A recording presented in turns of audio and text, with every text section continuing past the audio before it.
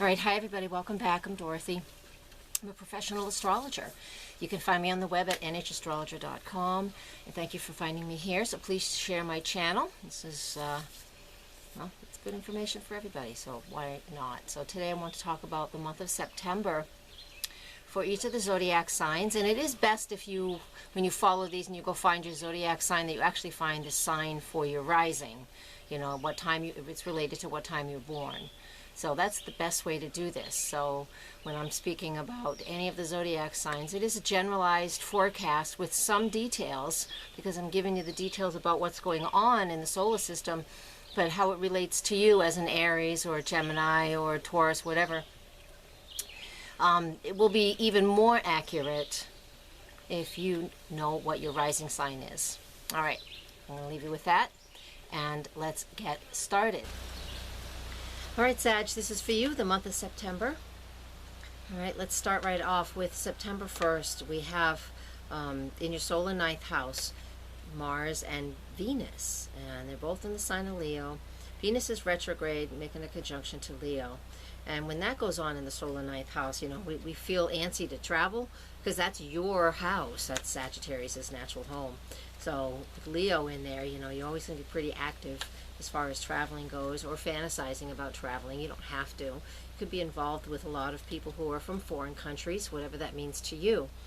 With Mars in there and Venus in there, you know, you're really shifting and trying to figure out how that works for you, what you value in regards to those things I just mentioned. It's also higher education and expanding our awareness. It's being the teacher. Venus will be direct on September 6th. No, yes, September 6th, when it moves into, you know, when in the sign of Leo, in that ninth house for you. And so what that is like you've really been working over the last few weeks on what it is that you value. Again, in regards to whether it's travel, understanding foreign cultures, you know, expanding your awareness, learning more, being a teacher, going back to school. All of those things are being highlighted right now. And even on September 8th, you know, Mars at that point will make a sextile, no, a trine aspect actually to Uranus. And, you know, when it makes that trine aspect to Uranus, you know, that really engages a lot of energy too. So you might even be going back to school. It is that time of year, but especially for you Sagittarius, because you guys are like perpetual students anyways. You always want to be studying something, and that's fantastic. But it might be time for you to actually engage in teaching. Think about it, keep that in mind, because this area of the chart is really active from the beginning of September to the end of September, that ninth house. If you want to look it up, you go into any of the astrology websites that give you those listings in the ninth house and read up on it. But mainly it is what I said. It's your home. It's about, you know, expanding your awareness, higher education, teaching, travel, foreign cultures, things like that. It's all getting activated for the month of September for you. Now, all of those things don't have to happen, but some of them will. On, let's see, on the 9th of September, we do have Mercury in the sign of Libra. It's making a square aspect to Pluto. Now, this is really difficult conversations. You know, there's no other way to say it. Mercury in the 11th house of social endeavors, the groups you belong to, the causes you want to get behind, you know, how you can express that. You know, it's not really the best place for it. It does, you know, I can't say it's not the best place for it, because it doesn't matter. It's an air house, and Mercury and Libra is air. They're all air, so it's actually a good house for it. But what I don't like is the square to Pluto. So right around September 9th, all the way to the 17th, when Mercury goes retrograde, and then it's going to be retrograde in that 11th house. So the 11th house has a big focus for you, as well as the 9th this month. And so that 11th house, like I said, represents, you know, what your causes are. You might even end up feel like being antisocial. It's a very social place, you know, and you know, getting behind a cause, you know, getting out there and protesting, writing protest letters. That's all Mercury stuff. Just be cautious about what you're saying.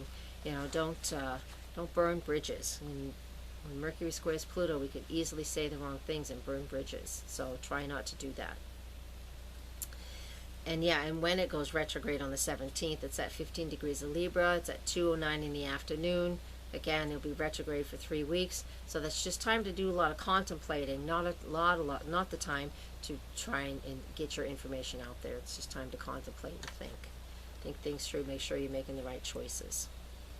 Backing up just a little bit to September 12th and 13th, depending on where you live, we do have the third eclipse of the year. It's a new moon solar eclipse at 20 degrees of Virgo in your solar 10th house. That's your career. This means there are new opportunities in your career area, and for you to take some more steps into social status, social standings. There's something going on there for you in that career sector, all right, and what you're known for. I will give out more information on that eclipse in a separate video, so when we get closer, just come back to this channel and subscribe, and you'll know when I list it, and come back and you'll get more information. But just know the information I will give you then will be about your solar 10th house, so your career will be the focus. On September 23rd is the fall equinox. That's when the sun moves into the sign of Libra, and we're all looking for this fair and balanced energy. This as well goes on in your solar 11th house, where you're contemplating and thinking things through. So you will be thinking about what is fair and balanced for you, what is fair and balanced for others, and the causes, again, that you want us to get behind. You'll really be digging into that by the end of September. On the 23rd, on the 24th, and the 25th of September, right there at the equinox, Pluto also goes direct, and it's direct in that solar second house for you. And the second house represents what we value in your financial situations, how you use your skills and talents to earn a living. Well, this has been going through some upheaval, I would suspect, over the last few years while Pluto's been in this sector for you. But now that it's moving direct, and it's a slow mover, but things will be revealed, so you're able to take steps in the right direction to set into place the new values that you have, or to learn how to live with your new income, whether it's gone up or down. It's a lot going on. With Pluto moves really slow, so it's just such a slow transit, it's hard to speak exactly to it, but it moving direct just means more will be revealed now. Now, the final aspect I want to talk about for September is on the 27th, and that is the full moon total lunar eclipse. It's at 10:51 p.m. Eastern Time, and that is at 4 degrees of Aries. This is in your solar 5th house, and so when we have Aries in the 5th house, it's fire sign in a fire house, and so when we have the full moon, that means things are revealed, so we need to pay attention to what we need to let go of. But an eclipse, always, like I said, more information when we get closer. But an eclipse in Aries is about the self and what I need to do. But what do I need to do within the relationship component in the 5th house for you? So what are you passionate about? Passions will be ignited with this eclipse for you.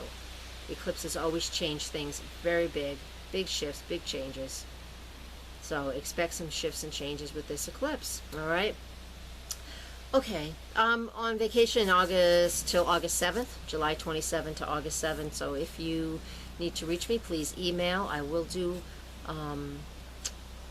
check emails every couple of days because I'm camping, so I'm only able to answer with my phone, so don't expect a lot out of me until after August 7th. If you would like to make an appointment, please use the booked in options that are all throughout my website, and you can go schedule your own appointment, and I will talk to you after that.